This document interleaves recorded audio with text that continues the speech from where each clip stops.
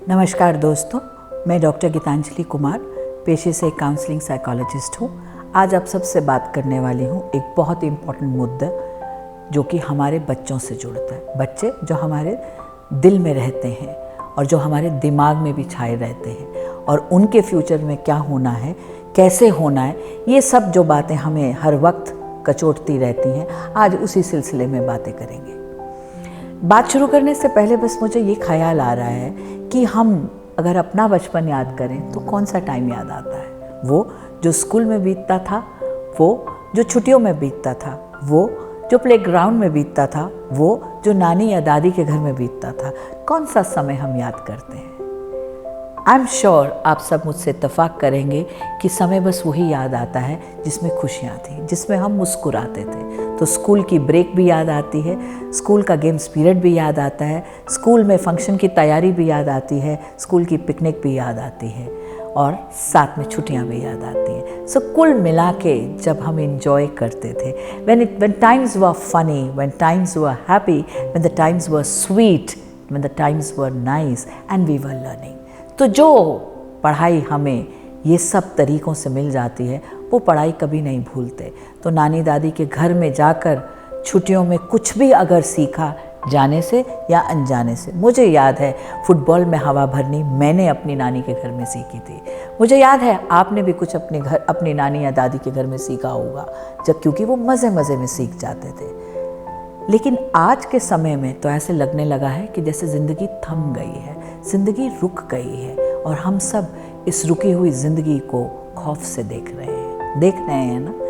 लेकिन ये मान लीजिए कि ये रात टलेगी, ये रात ढलेगी और वो सुबह कभी तो आएगी और उस सुबह का हम इंतज़ार भी कर रहे हैं। लेकिन इंतज़ार कैसे करते हैं? चिंता के साथ या चिंतन के साथ? चलिए चिंतन के साथ करते हैं, चिंता तो बहुत कर ली। अब चिंतन किस बात का करते हैं? चिंतन इस बात का करते हैं कि बच्चे कैसे पढ़ेंगे, वैसे जैसे स्कूल कह रहा है, वैसे जैसे अखबार कह रही है, वैसे जो प्रोग्राम्स कह रहे हैं कि कुछ भी ज़्यादा नहीं होना चाहिए, ये कंप्यूटर के द्वारा पढ़ाई बहुत हानिकारक है, सच्ची में है? ऐसे कई सवाल आपके मन में भी उठ रहे होंगे।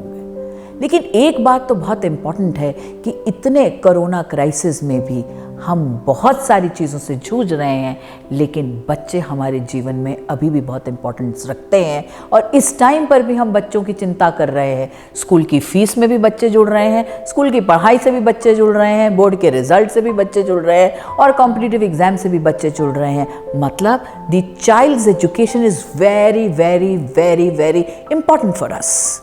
इस बात में तो हम सब इत्तेफाक करते हैं ना। लेकिन ये होगी कैसे? क्या हम इंतज़ार करें कि वो समय आएगा जब बच्चे फिर यूनिफॉर्म पहन के स्कूल जाएंगे? वो सुबह उनको उठाना तब भी मुश्किल था, क्योंकि सुबह उठना वो तब भी नहीं चाहते थे। तब भी सब कुछ जल्दी जल्दी होता था, जल्दी जल्दी तैयार होना, जल्दी जल्दी नाश्ता करना, जल्दी जल्दी लेस बांधना, जल्दी जल्दी बस में ठुसा देना, जल्दी जल्दी गाड़ी में बिठा के छोड़ आना, वो सब कुछ होता था। स्कूल जाते थे, मुस्कुरा के जाते थे या चुपचाप से चले जाते थे, सब हंस के तब भी नहीं जाते थे। और इसी तरीके से अब भी सब मुस्कुरा के उस स्क्रीन के आगे नहीं बैठते। 9 बज गए राहुल, उठ जाओ, क्लास है तेरी, मैम आ गई है, अटेंडेंस हो रही है। अब वो अटेंडेंस कैसे हो रही है? स्क्रीन चैट पे हो रही है। ये सिलसिला कुछ अलग सा हो गया। लेकिन कुछ पहले अच्छा था, कुछ अब अच्छा है। क्या हम दोनों का अच्छा निकालने का चिंतन कर सकते हैं? और मैं आज के वीडियो में सिर्फ यही बताना चाह रही हूँ कि ना वो संपूर्ण अच्छा था, ना ये संपूर्ण अच्छा होगा अगर हम इसमें कुछ अच्छा मिश्रण बनाएंगे नहीं। तो ये मौका मिल रहा है हमें एक मिश्रण बनाने का। पहले स्कूल पेरेंट की सपोर्ट चाहता था या नहीं चाहता था, लेकिन आज स्कूल की पढ़ाई पेरेंटल सपोर्ट के बिना नहीं होगी। आपको और हमको जुड़ना होगा अपने बच्चों की पढ़ाई के लिए। क्या हम तैयार हैं? आई नो आप कहेंगे कैसे, क्या हमें और काम नहीं करने? हमारी नौकरी है, हमारा बिजनेस है, हमारे काम है। जी बिल्कुल हैं, आप वो भी करेंगे, लेकिन शायद कुछ समय बच्चों के साथ भी हमें देना होगा। स्कूल्स भी कुछ इंटरेस्टिंग प्लानिंग कर रहे हैं। कुछ स्कूल्स यूनिफॉर्म में बच्चे को बिठाने की बात कर रहे हैं, कुछ स्कूल्स कहते हैं जैसे मर्जी बैठ जाओ। लेकिन सुनो, कोशिश ये होनी चाहिए कि स्कूल्स भी अगर मुझे सुन रहे हैं तो ये जान पाएं कि excess of anything and everything is bad. कुछ भी ज़्यादा नहीं देना है। और एज एप्रोप्रिएशन से देना है, कुछ एक्टिविटी ओरिएंटेड होना होगा। मानना पड़ेगा कि आज के बच्चे का अटेंशन स्पैन ज़्यादा नहीं है, तो हमें 3-3, 4-4 घंटे की लंबी क्लासेस नहीं करनी। क्या हम 35 से 40 मिनट के कैप्सूल बना सकते हैं? क्या हम एक कैप्सूल और दूसरे कैप्सूल के बीच में उन्हें कुछ बिस्किट, टॉफ़ी जैसी मीठी कैंडी रूपी कोई एक्टिविटी दे सकते हैं? मतलब आपने एक अंग्रेज़ी की क्लास पढ़ा दी, आपने एक भूगोल की, ज्योग्राफी की क्लास पढ़ानी है, उसके बीच में एक एक्टिविटी हो जाए। योगा टीचर आ जाए, कुछ योगा करा दे, कुछ एरोबिक्स करा दें, फिजिक्स गेम्स के टीचर, कोई आर्ट की एक्टिविटी हो जाए, कोई स्टोरी टेलिंग हो जाए।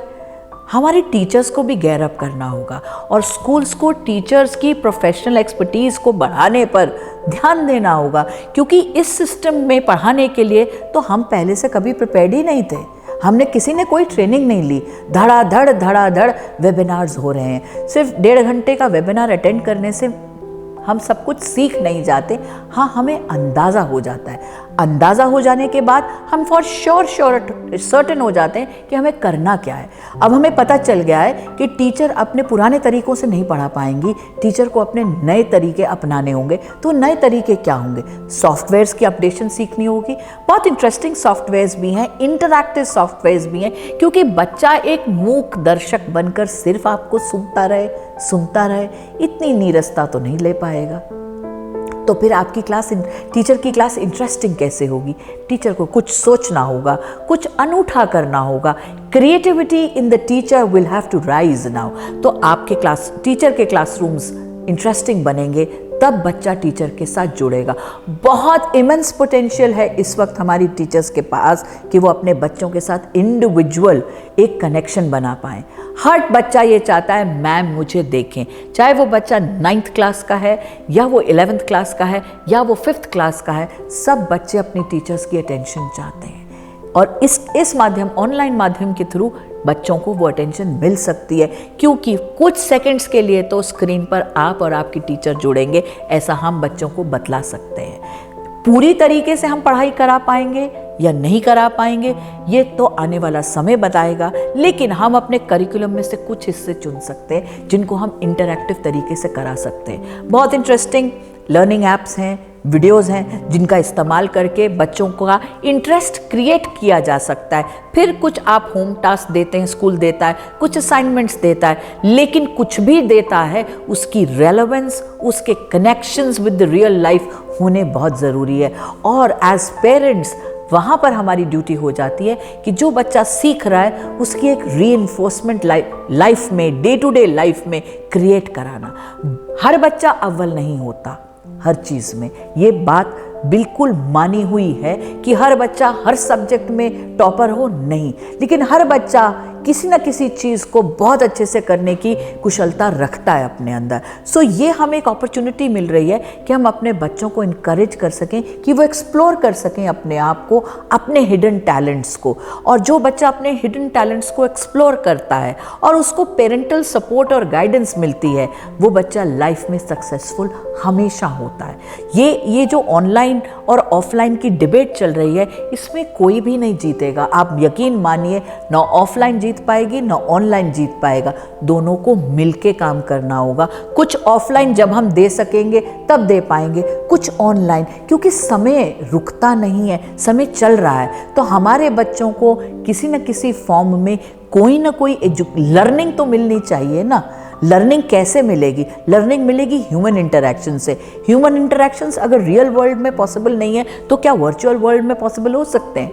ह्यूमन इंटरैक्शन के लिए टीचर अपनी किताब से पढ़ाएगी या टीचर एक एपिक चैनल के एक प्रोग्राम की डिस्कशन करेगी? अगर राजा और रसोई को देखते हुए टीचर राजस्थान के कल्चर की बात करती है, तो कितने फेमस डायनेस्टीज वहाँ से निकली हैं, कितनी नोटवर्दी इन्वेजन्स हुई हैं। टीचर डेफिनेटली हिस्ट्री का बहुत हिस्सा जोड़ सकती है। अगर हम फॉक्स चैनल के किसी प्रोग्राम की बात करते हैं तो इतनी सारी places, you got to go there, you got to see there, you got to visit there. तो हम वहाँ की इकोसिस्टम्स की बात कर सकते हैं, फ्लोरा एंड फौना की बात कर सकते हैं, हम कितना ज्योग्राफी, कितना बायोलॉजी जोड़ सकते हैं। The teachers will have to create such interdisciplinary connects. और एक चीज़ तो मुझे ये लगती है कि कहानियाँ सुनना और सुनाना हमारी संस्कृति से जुड़ी हुई बातें हैं।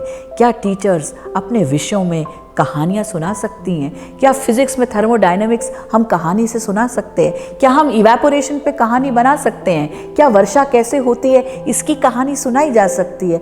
मेरे ख्याल से अगर टीचर्स एक स्टोरी टेलिंग को अपने पढ़ाने के तरीके में ले आएंगी, चाहे वो ऑनलाइन है या ऑफलाइन है, तो डेफिनेटली हमारे बच्चे इस रुके हुए पीरियड में रुके हुए नहीं रहेंगे, ज्ञान अर्जन होता रहेगा और हमारे बच्चे डेफिनेटली इस पीरियड को लाइफ टाइम याद करेंगे, क्योंकि कुछ अलग सा उन्हें मिला, कुछ अलग सा हुआ, कुछ अलग सा उनके जीवन में बैठ गया, जो उनके जीवन में एक ध्रुव तारा बनकर उनको लाइफ टाइम गाइड करता रहेगा कि लाइफ कभी रुकती नहीं है, लाइफ कभी थमती नहीं है, लाइफ में कभी कुछ अलग सा होता रहता है। Thank you.